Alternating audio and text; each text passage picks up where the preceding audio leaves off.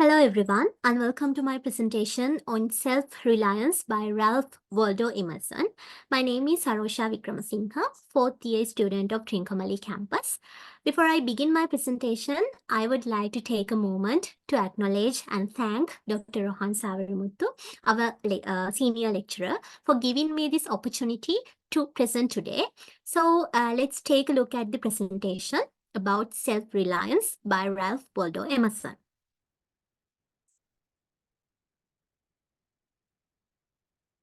According to the content, I'm going to discuss about who is this Waldo Emerson and self-reliance as an essay, key themes of the essay, and historical and cultural context, and significance and applicability of our lives, and finally, the conclusion.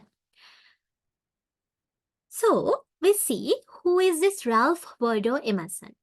Waldo Emerson is a New England preacher, essayist, lecturer, poet, and philosopher, was one of the most influential writers and thinkers of the 19th century in the United States.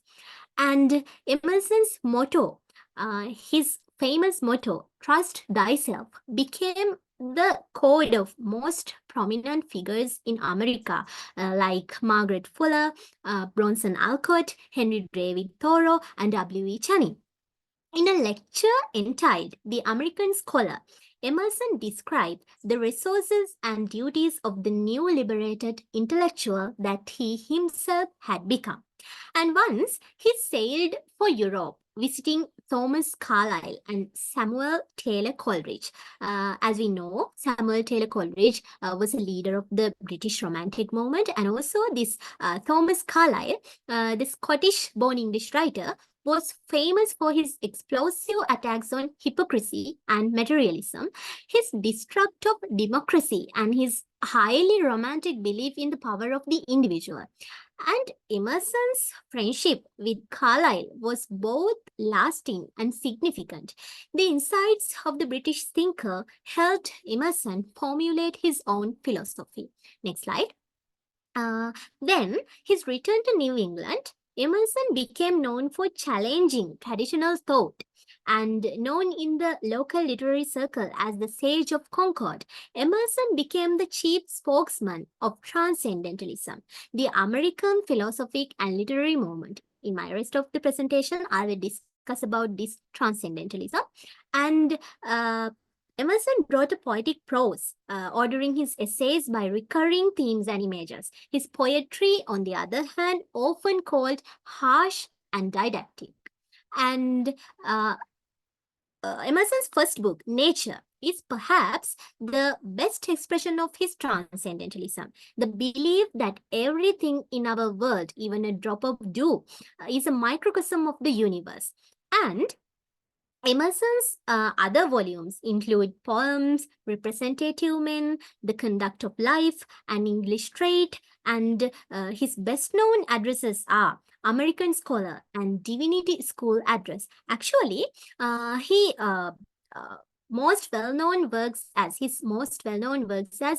essay, he wrote as first and second series. First series in 1841 and the second series in 1844. The first series includes this Emerson's famous essay, Self-Reliance, what is we are going to discuss today. So in the next slide, I will discuss about this self-reliance as an essay. This essay advocates for strict individualism. What is that? Because most of the time, as human beings, me also, you also, we expect things from others, especially from the society. We think that we can't survive alone, we can't live alone like that. That's why he advocate for strict this individualism, and it begins with calling the reader to start believing in one's true self. He always says that. And Emerson emphasizes the importance of individualism and self-reliance, encouraging people to think and act for themselves rather than following the crowd, rather than following the trend. So, according to him, the individual refers to ordinary Americans whose institution is constantly assaulted by self doubt and societal pressures. He exhorts the individuals to reject these pressures and to achieve greatness by becoming self reliant and trusting in institution. And other thing is, uh, Emerson thinks that society is the enemy of self-reliance, and society pressures individuals to conform to social norms that oppress them. To Emerson, society is worthy of scorn. According to himself, he argues that self-reliance is the key to living a fulfilling and authentic life. And also, that's why Emerson concludes the essay by noting for changes that must happen if self-reliance is to prevail. And he thinks that babies, children, and even animals are intuitively aware of this fact, according to Emerson, and so are worthy of imitation. And also, he believes that self-reliance is the ability to do things and make decisions by ourselves instead of relying on others. And let's see what are the key themes of this essay. I chose transcendentalism as one of major theme of this essay. You can see this quote: "Trust thyself, every heart vibrates to that iron string." In here, transcendentalism is a philosophical and literary movement that emerged in the early 19th century in New England. And Ralph Waldo Emerson is one of the central figures associated with this American philosophical and literary movement. In the US, transcendentalism originated with a group of thinkers in New England that included Emerson. And the transcendentalist believed the US needed information in its religion, arts, higher education, and culture. And Emerson's self reliance is one of the most important statements of transcendentalist beliefs and how they apply to everyday life. It emphasizes the goodness of people and nature, the importance of individual institution and spirituality over empirical evidence and organized religion, and the belief in an ideal spiritual state. You can see this statement: trust thyself. Emerson is urging individuals to have confidence in their own thoughts, feelings, and institutions. This directive to trust thyself is a call for self reliance, emphasizing the importance of believing in one's own inner voice over the opinions and expectation of others. And also, these words, every heart vibrates to the iron string. This metaphor suggests that there is a universal and also inherent resonance in each person that aligns with self-trust, and the iron string represent a strong, unbreakable inner truth or moral compass that exists within everyone. When people trust themselves, they are in harmony with this fundamental truth, much like a string vibrating in tune. So, in Emerson's transcendentalism, other slide. In Emerson transcendentalism, he described the individual is the supreme source of truth because the universe is inside each individual, and each individual is a part of the universe, just as nature is. So, Emerson's philosophy is a radical departure from traditional thought and society, as it argues that truth cannot be found in mass culture or institutions, as they discourage individuals from contemplating themselves. And he believed that people are inherently good and capable of making moral and spiritual decisions based on their inner knowledge and intuition. So, this is the one of major theme of the essay, and let's talk about anti-enlightenment ideas and American culture as another themes of this essay.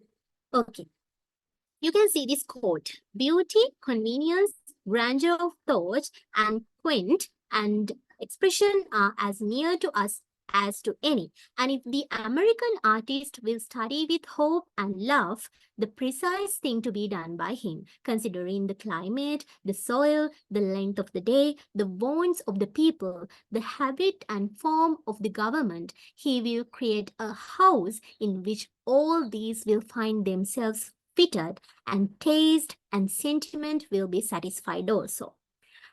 Most thinkers of the earliest of the United States had been influenced by the European Enlightenment, a period of history that roughly covers the 18th and early 19th century. And they further believed that the past, particularly the classic society of the Greeks and Romans, could serve as a model for both society and the arts. And Emerson, however, rejects the pure practice of Enlightenment ideals by the individual. And he is pointing out that holding ourselves up to such standards of rationality can actually interfere with the ability to be great thinker. In the next slide, we can discuss about another Enlightenment thinkers and another thing about Enlightenment, because Enlightenment thinkers had a deep belief in the inevitability of progress if humanity would only rely on rationality. So Emerson believed that American genius would grow when culture rejecting European imitative and focused on local materials and inspiration. And he believed that American writers and artists could achieve self-reliance in the artistic realm by studying with hope and love, considering climate, soil, and government. So, this argument for American genius was typical of the time, as many writers and artists sought to transform unique aspects of the United States into sources for a truly American culture. So these are the all things about anti-enlightenment ideas and American culture. Next, see nature as another theme of this essay. So nature, according to Emerson, he sees nature as providing the ultimate example of what it means to be self-reliant.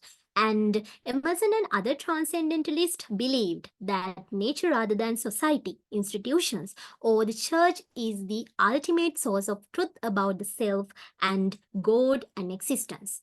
He argues that actually engaging with nature offers the means of gaining that direct connection to existence, and as a consequence, a deeper understanding of the self and self-reliance.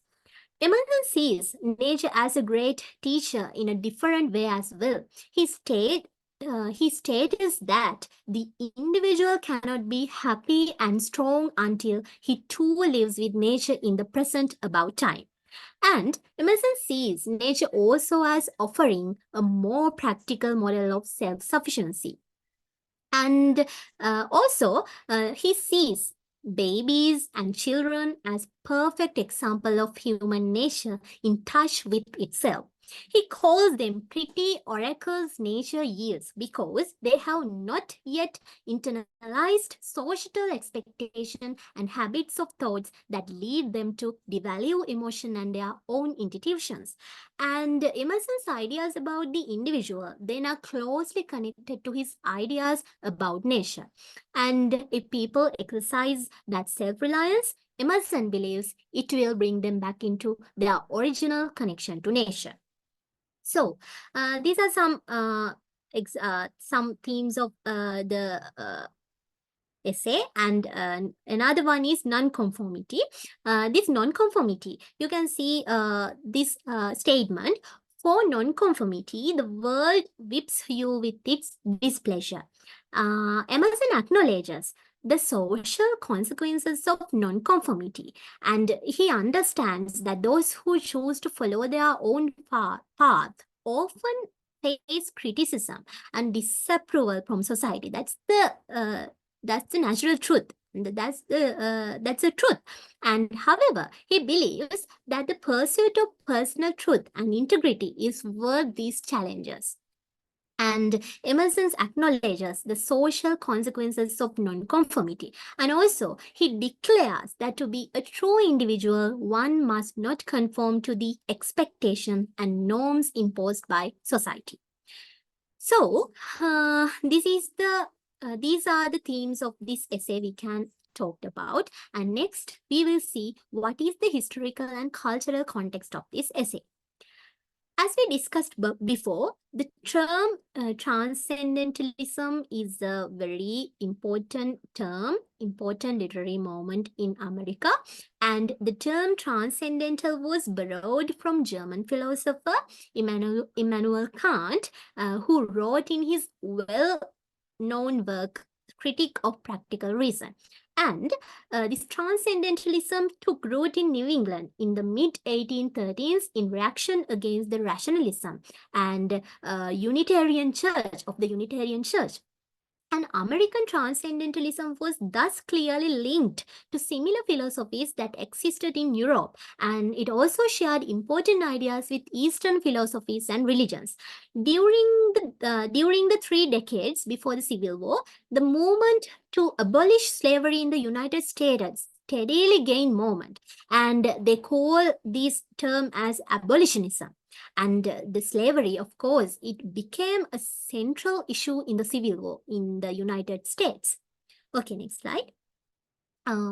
The Liberty Party was formed in 1840 to make abolition a central issue in national politics. Emerson and his fellow transcendentalists spoke out against slavery. They spoke out against this slavery. And during the 19th century, the term sensibility, another term, sensibility, was used to mean adherence to a set of unwritten but all-encompassing rules that govern acceptable social behavior. The idea of sensibility as promoted in 19th century society in general is exactly that which Emerson argues against in Self-Reliance. And as historical context, we can get this abolitionism, transcendentalism, and also this and also about this sensibility. And again, significance and applicability. We can use about significance and applicability. What are the importance of this essay? Like this, Emerson's ideas, and especially those in Self-Reliance, have had an enormous impact on American thought because he has influenced the American ideals of hard work, uncompromising individualism, nonconformity, and unapologetic honesty. That's why we can say his ideas inspired the American thought. And Emerson stated, "A great man is coming to eat at my house. I do not wish to please him. I wish that he should wish to please me."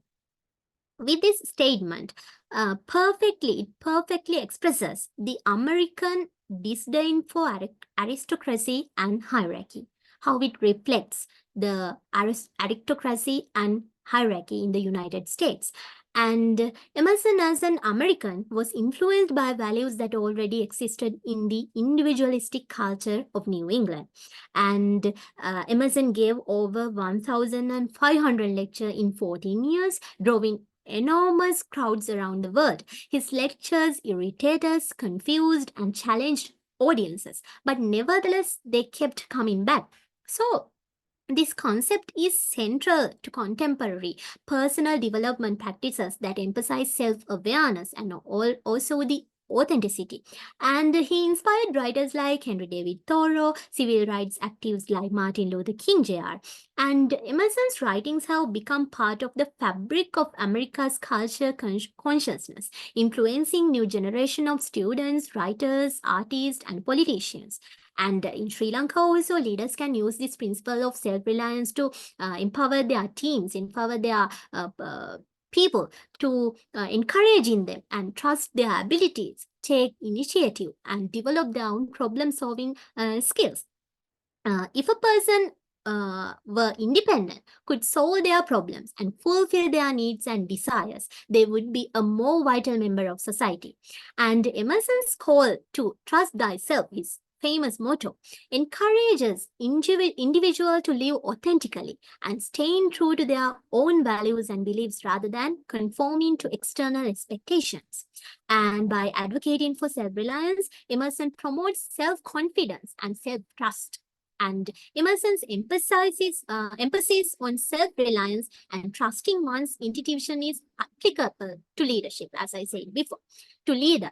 And Emerson's message to be yourself can inspire individuals and communities to perceive their unique identities and traditions. And also, Emerson's advocacy for self-reliance aligns with progressive educational philosophies that prioritize critical thinking, creativity, and student-centered learning over role memorization and standardized testing. Encouraging self directed learning and continuous personal growth, Emerson's principles support the idea of lifelong learning because it is very important to our lives, which is increasingly important in today's rapidly changing job market too. So these are the all things I got from my presentation. Now I'm going to conclude my presentation. As I said, Ralph Waldo Emerson's Self-Reliance is a powerful and enduring essay for individualism, personal authenticity, and also the nonconformity. And he advocates the belief that each person possesses an inner genius and that true fulfillment and greatness come from trusting oneself and following one's unique path. And also, his essay rejects societal pressures and external expectations, advocating instead for self-trust, originality, and moral independence. So now I'm going to end my presentation. Thank you for listening. Thank you all for your attention and time today. Thank you.